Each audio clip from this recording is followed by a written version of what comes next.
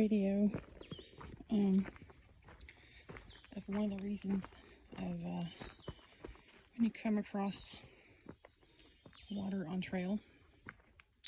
It is definitely better to get it there, because I'll have to show you my path on the way up too.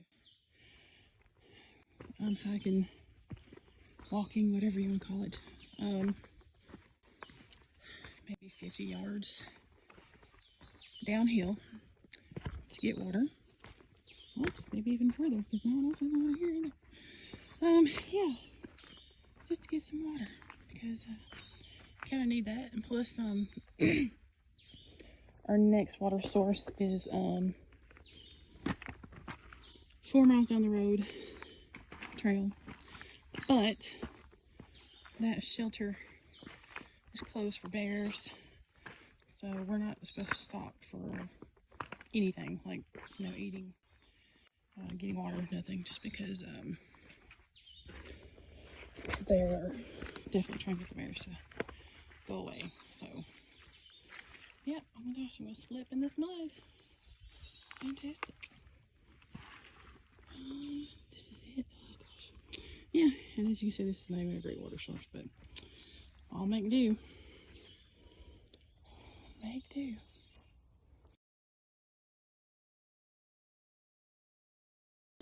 Haha, just kidding, that wasn't my water source. And go back up a little bit and go down. I got down there, I could hear the water running, so yeah. So let's see, this one should be better, I can hear it. So that's always a better sign. Oh yeah, it's piped. Oh yeah, look at that.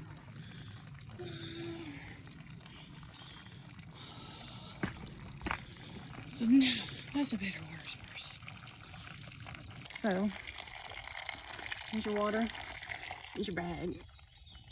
Catch your water, and that's pretty simple. And then you carry it. If you're just on trail, you'd filter it where you're at, but I was just collecting my water here so I can filter it up there and sit down on a water source. What the hell?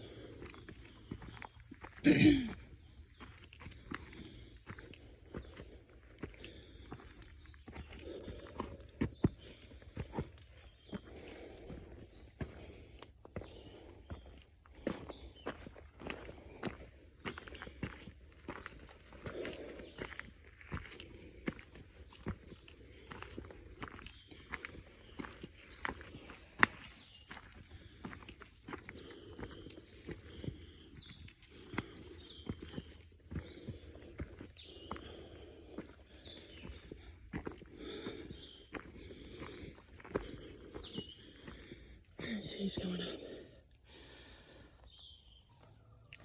Okay, so I showed you how you collect water on trail, but because I am awkward, I did not want to film the filter process up at the shelter. So I'm back at home, Tennessee, so as you get to hear my lovely goats and roosters and chickens. So yeah, I'm back home, and I figured I would show you exactly how to filter the water. Okay, so you start with your smart water bottle. I'm not sure why, but the threads on these are just perfect for the Sawyer, and it's good, you know, disposable. And I use the Sawyer Squeeze. It comes in a bag with, it's got different parts. I think now it's up to maybe around $40 for the whole little set. It comes with its own water collecting bag, but I did replace the water bag with the C-Knock bag because they have the tendency to rip and tear, and this is kind of like, you know, flexible, and it has an open end at the top, so you can collect your water a little bit better, as the bag that comes with the Sawyer only has the opening like this to catch water. So this actually was so much easier I wish that they would have the 2-liter bag because the 3-liter is just a little bit too much, but it also kind of worked out because then I could just kind of collect water once and then use my water to cook and camel up and everything that I needed for the night. So that was kind of helpful to only have to go to the water source at the shelters like one time. So you collected your water. If you're at a shelter, most shelters have like hooks or nails. You can hang it from a tree. This is just one way to do this too. I'm going to show you another way. Okay, so you're going to take your Sawyer squeeze, and this right here is another piece that I bought. It did not come with the Sawyer squeeze. I think it's like $2 on Amazon, but it attaches, so you can just directly attach it to your water bottle. Some people also like to just use a water bottle to collect water. They'll have like a dirty and a clean. I drink way too much water for that. I need 2 bottles that I can use. So you attach it, screw the lid, screw this on. Okay, lift this up just a little bit. Okay, and then you attach your Sawyer to that. Just twist it. Should have a good seal on it, and then give it a see. You can come a little bit so you can see. You see, it just started. It's like a gravity filter. Now you have to kind of loosen up a little bit to keep the flow going. But that was also very helpful because that way you can just kind of do your camp chores while you're filtering water. So that was like a great way to do the water. Okay, another way that you can do the water if you are like not at a shelter is you can just take the bag and then just like squeeze your bag. You don't have to let the, just squeeze it in there and it goes right in. Okay. So that if you don't have a hanger, you can just squeeze if you're in a hurry, whatever. And then if you are in an even bigger hurry,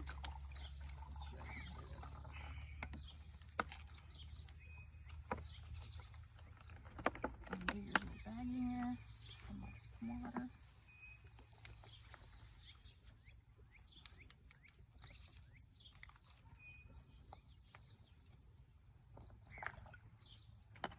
Let's see. You can attach the Sawyer straight to the water bottle. Okay. Make sure your seals are on good. Remove this one if you have that on there. Let's see.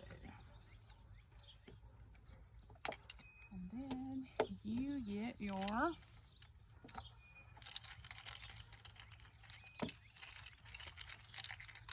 sports lid. So then you basically don't even have to worry about stopping the filter. You can just fill up a dirty water bottle and put your filter on it, and then you just, and that's it. So, so that is how I get filtered water when I'm out on the trail. Okay, so lastly, it's important to take care of your Sawyer when you come home, or if you're having some difficulty with the water flow on trail. You need to backwash it. So I'm going to show you how to do that really quick. So you take your filter, you attach the piece that you use when you're filtering water, attach it onto the water bottle, just like this. Okay, and then you're just going to turn it upside down, and you're going to squeeze as hard as you can. Get some of that flow out. Okay, it's important to use clean water when back flushing because you obviously don't want to contaminate the other side of it because you're trying to clean it. So that's something you do on trail. If you have the syringe, you can use that when you're on trail too.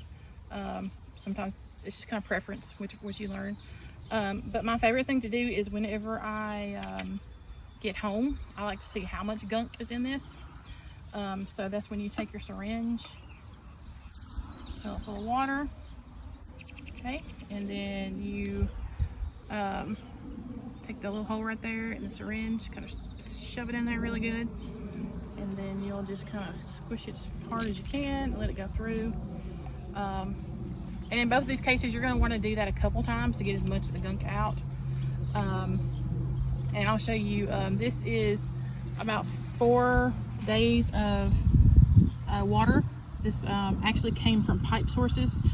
So even though it doesn't look like a lot, considering it is from a pipe source, it's, you know, like I said, it wouldn't be the end of the world, but it just kind of shows you that this is some of the stuff that does get out of it. Kind of some dirt and sand and little flakes of leaf.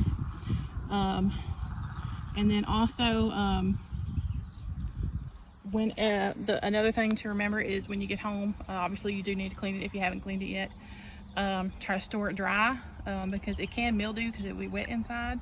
And you kind of take the syringe and kind of blow air through it to kind of get it dry. Set it like somewhere where it can, you know, ease all the water out. You can even, like, you know, blow on it, get as much of the water out, because it will mildew. And I found out the hard way that these mildew, I was on a trip and it had mildewed and didn't know it until I went to my water source to get new water. So also check your filter before you go on your next trip. And I think that is it on how to filter your water in backcountry.